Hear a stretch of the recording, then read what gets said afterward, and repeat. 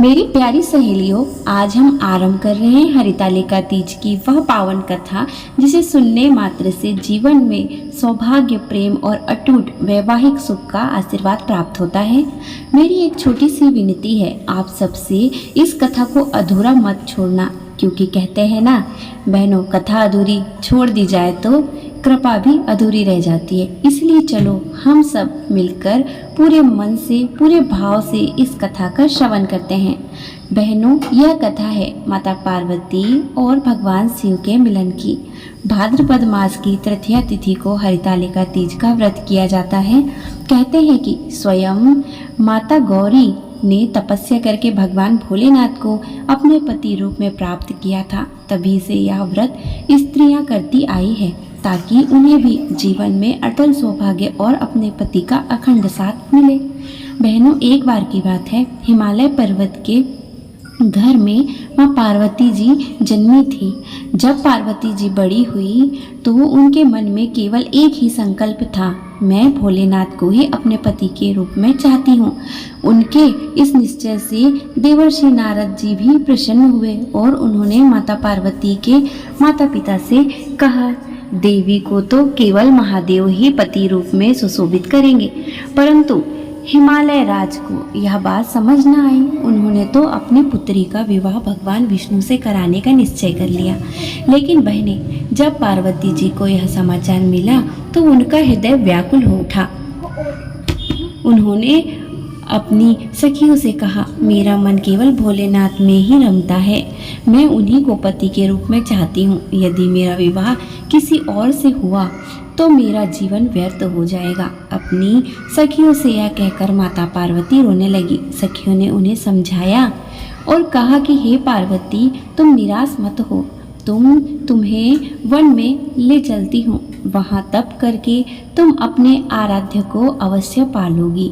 यह सुनते ही माता पार्वती ने निश्चय कर लिया कि वे गुप्त रूप से वन में जाकर कठोर तपस्या करेगी। और बहनों, वही दिन था भाद्रपद मास की शुक्ल पक्ष की तृतीया तिथि। अपनी सखियों के साथ माता पार्वती गुप्त रूप से घर से निकल पड़ी और घने वन में जाकर उन्होंने रेत से शिवलिंग बनाकर उसकी पूजा आरंभ कर दी। बहनों, जब तक माता पार्वती ने घने वन में जाकर अपना तप आरंभ किया तो उनका संकल्प अत्यंत दृढ़ था। वे दिन रात केवल एक ही भाव से भगवान शिव का स्मरण करती, न वे सुख सुविधा की परवाह करती, न आहार जल की चिंता। बस उनका ध्यान अपने आराध्य में ही केंद्रित रहता। धूप, बरसात, सर्दी, गर्मी सब सहती, लेकिन उनकी साधना में जरा भी कमी नहीं आई।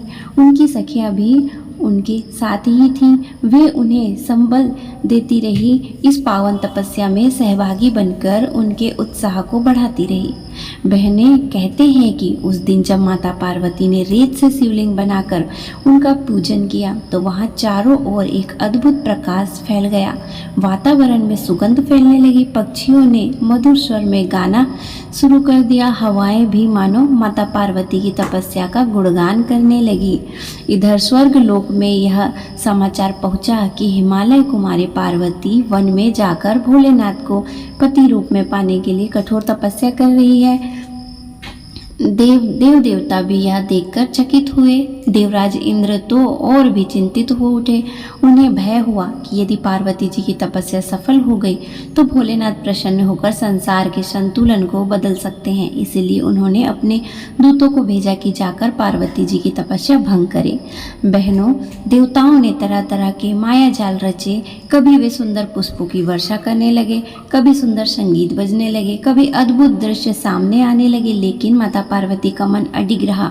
वे न डगमगाई न विचलित हुई। उनके नेत्र शिवलिंग पर टिके रहे और उनके हृदय में केवल भोलेनाथ का ही स्मरण गूंजता रहा।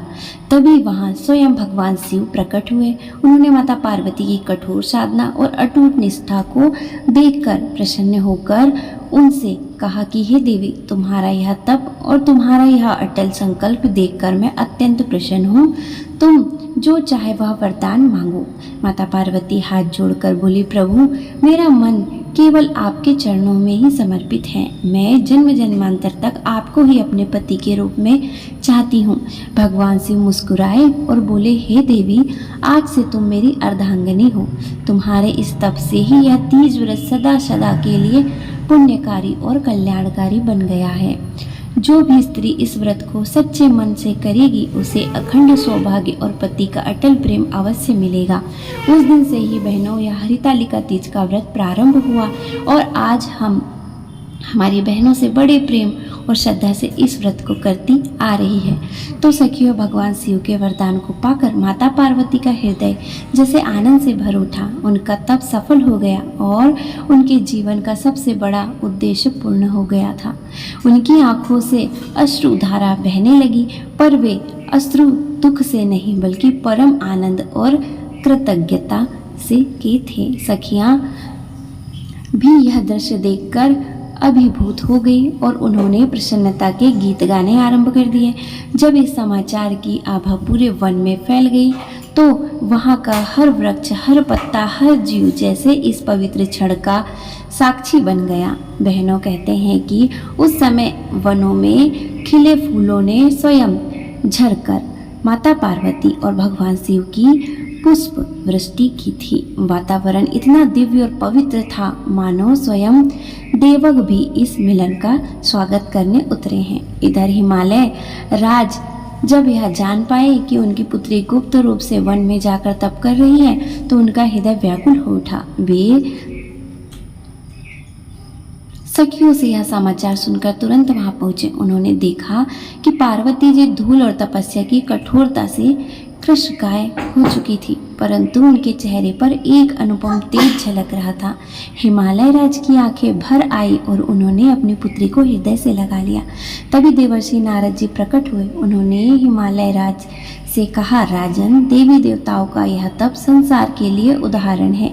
यह व्रत सदा सर्वदा के लिए कल्याणकारी बन गया है। आपकी पुत्री ने अपने अटूट संकल्प से स्वयं महादेव को प्रसन्न किया है। यह सुनकर हिमालय राज भी भाव विभोर हो गए और उन्होंने अपनी पुत्री से संसार को स्वीकार कर लिया। बहनों कहते हैं उसी दिन से यह परंपरा आरंभ हुई कि स्त्रियां हरितालिका तीज का व्रत करती हैं। वे निर्जल रहकर दिन रात भगवान शिव और माता गौरी का पूजन करती है, रात भर जागरण कर कथा सुनती है और भोर होते ही अपने पति की लंबी आयु और अखंड सौभाग्य का आशीर्वाद मांगती है। इस व्रत को करने वाली स्त्रियों का जीवन मंगलमय होता है और उनके वैवाहिक जीवन में कभी कोई संकट नहीं आता।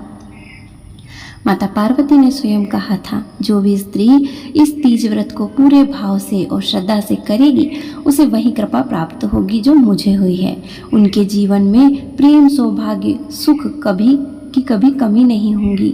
बहनों, यही कारण है कि आज भी हम सभी हरितालिका तीज को बड़े हर्षो उल्लास और श्रद्धा के साथ मनाते हैं। सखियां मिलकर झूले झूलती हैं, गीत गाती हैं, लेकिन इसके पीछे यह दिव्य कथा छिपी हुई है जो हमें सिखाती है कि सच्चे मन से की गई तपस्या और प्रेम में कैसी अद्भुत शक्ति होती है। तो सखियों, जब माता पार्वती और भगवान शिव का यह दिव्य मिलन हुआ तो यह केवल एक साधारण विवाह या संयोग नहीं था, बल्कि यह समस्त सृष्टि के लिए एक महान संदेश बन गया। इस कथा ने यह प्रमाणित कर दिया है कि यदि नारी संकल्प ले ले तो उसका प्रेम और तपस्या अवश्य देवों को भी विवश कर देती है। माता पार्वती ने ना तो सुख सुविधाओं की चिंता की, ना ही शरीर की पीड़ा की परवाह की। वे केवल अपने अटल संकल्प में डटी रही। उनके इस उदाहरण ने हम सब बहनों के लिए यह सीख छोड़ दी है कि चाहे परिस्थिति कितनी भी कठिन क्यों न हो, यदि मन सच्चा और श्रद्धा से भरा हो तो कोई भी इच्छा अधूरी नहीं रह सकती। बहनों, यह थी आज की हरितालिका तीज की कथा। आशा करती हूँ आपको ये कथा पसंद आई होगी।